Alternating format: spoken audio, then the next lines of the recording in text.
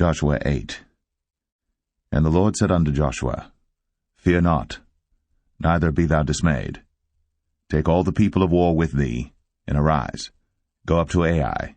See, I have given into thy hand the king of Ai, and his people, and his city, and his land. And thou shalt do to Ai and her king, as thou didst unto Jericho and her king. Only the spoil thereof, and the cattle thereof shall ye take for a prey unto yourselves. Lay thee an ambush for the city behind it. So Joshua rose, and all the people of war, to go up against Ai. And Joshua chose out 30,000 mighty men of valor, and sent them away by night. And he commanded them, saying, Behold, ye shall lie in wait against the city, even behind the city. Go not very far from the city, but be ye all ready. And I, and all the people that are with me, will approach unto the city. And it shall come to pass, when they come out against us, as at the first, that we will flee before them. For they will come out after us, till we have drawn them from the city.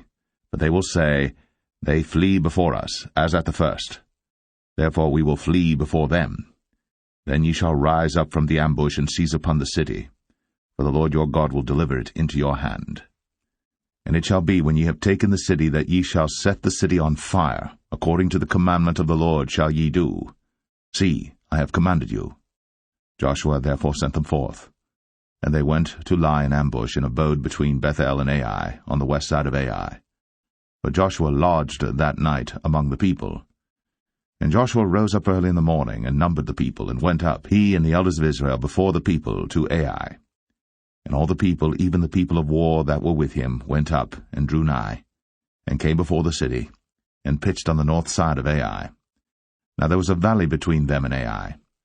And he took about 5,000 men, and set them to lie in ambush between Bethel and Ai, on the west side of the city.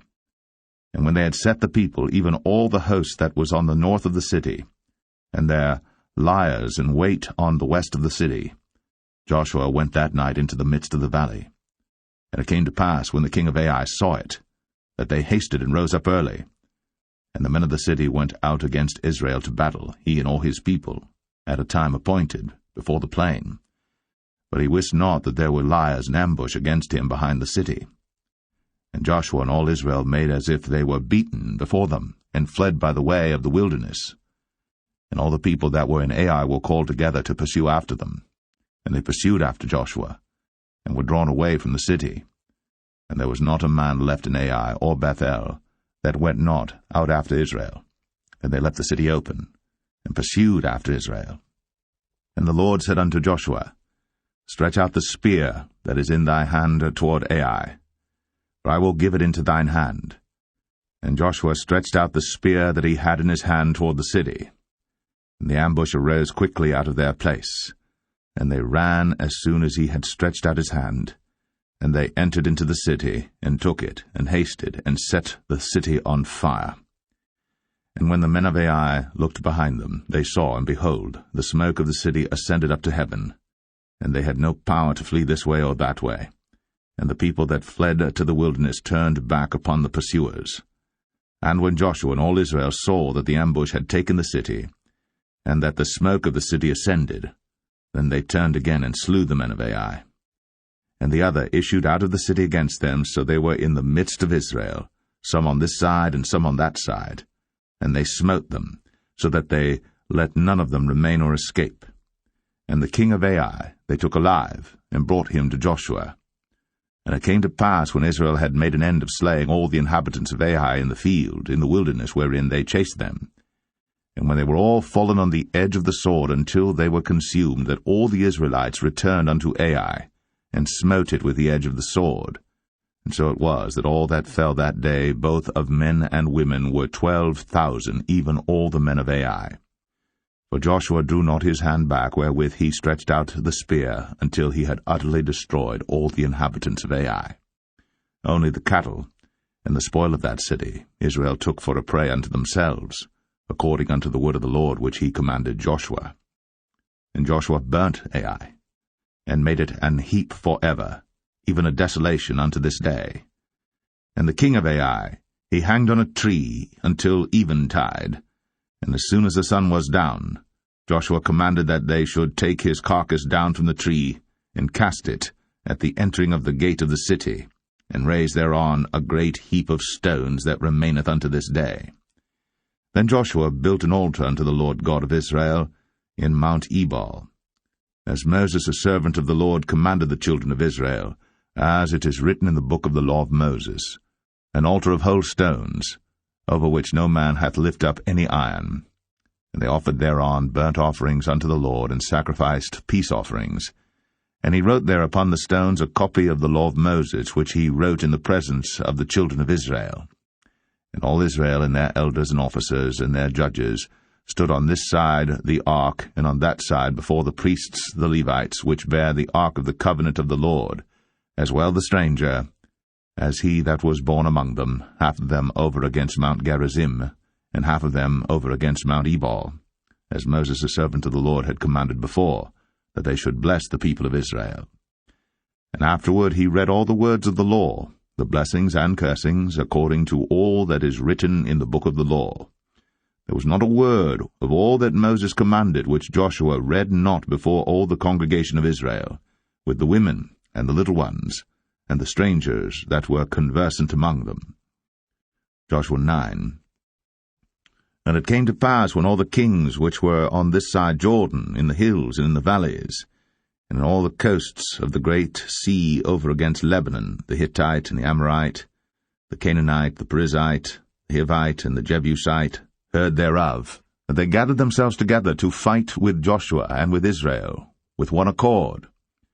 And when the inhabitants of Gibeon heard what Joshua had done unto Jericho and to Ai, they did work wilily, and went and made as if they had been ambassadors, and took old sacks upon their asses, and wine bottles old and rent and bound up, and old shoes, and clouted upon their feet, and old garments upon them, and all the bread of their provision was dry and mouldy.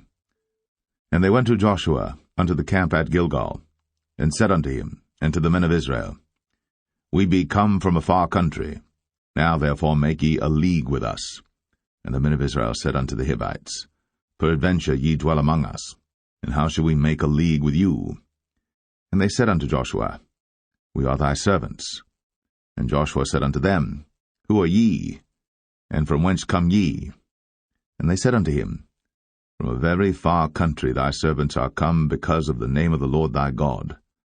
For we have heard the fame of him, and all that he did in Egypt, and all that he did to the 2 kings of the Amorites, that were beyond Jordan, to Sihon king of Heshbon, and to Og king of Bashan, which was at Ashtaroth. Wherefore our elders and all the inhabitants of our country spake to us, saying, Take victuals with you for the journey, and go to meet them, and say unto them, We are your servants, therefore now make ye a league with us. This our bread we took hot for our provision out of our houses on the day we came forth to go unto you. But now behold, it is dry, and it is mouldy. And these bottles of wine which we filled were new, and behold, they be rent. And these our garments and our shoes are become old by reason of the very long journey. And the men took of their victuals, and asked not counsel at the mouth of the Lord. And Joshua made peace with them, and made a league with them, to let them live. And the princes of the congregation sware unto them. And it came to pass at the end of 3 days, after they had made a league with them, that they heard that they were their neighbors, and that they dwelt among them. And the children of Israel journeyed, and came unto their cities on the 3rd day. Now their cities were Gibeon, and Shephirah, and Beeroth, and Kirjath-jearim.